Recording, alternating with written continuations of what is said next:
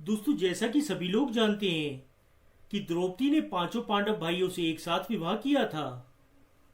परंतु पांचों भाइयों ने कभी भी द्रौपदी को लेकर कोई विवाद ना हो, इसके लिए एक नियम बनाया जिसके तहत पांचों भाई बारी बारी से द्रौपदी के साथ रहेंगे।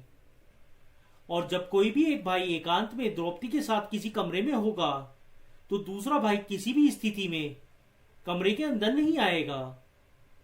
और अगर कोई भी भाई इस नियम को तोड़ता है तो उसे 12 साल का वनवास भोगना होगा।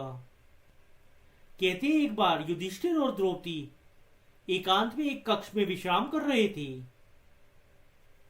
परंतु अचानक ही उस वक्त एक ब्राह्मण अपनी शिकायत लेकर राजदरबार पहुंचा, जहां पर उसकी भेंट अर्जुन से हुई।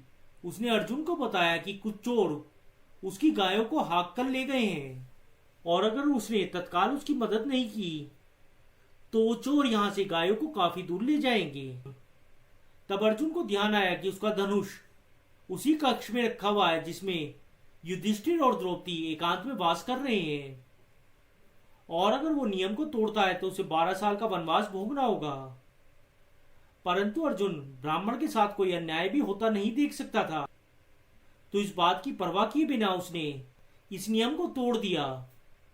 इस प्रकार उसने ब्राह्मण की सहायता तो की, किंतु वो खुद एक भयंकर संकट में फंस गया, जहां पर उसे अब 12 वर्ष का वनवास भोगना था। हालांकि द्रौपदी और युधिष्ठिर दोनों ने ही उसे समझाया कि उसने किसी निजी स्वार्थ के लिए नहीं बल्कि अपनी प्रजा की रक्षा के लिए इस नियम को तोड़ा है। तो 12 वर्षों की जगह 12 दिन वनवास में रहे तो भी इसे पूरा माना जाएगा। परंतु अर्जुन ने कहा कि एक क्षत्रिय कभी भी नियम बनाकर नहीं तोड़ता, अतः वो 12 वर्ष का वनवास ही करेगा। दोस्तों, इस प्रकार अर्जुन को 12 वर्ष का वनवास भोगना पड़ा। हालांकि ये वनवास बाद में चलकर उसके लिए काफी ज्यादा सिद्धिदायक और फलदायक साबित हुआ।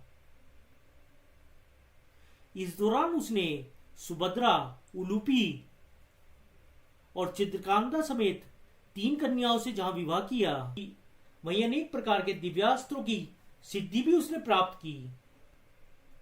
तो दोस्तों, ये थी युधिष्ठिर और द्रौपदी के कारण अर्जुन के वनवास की कहानी।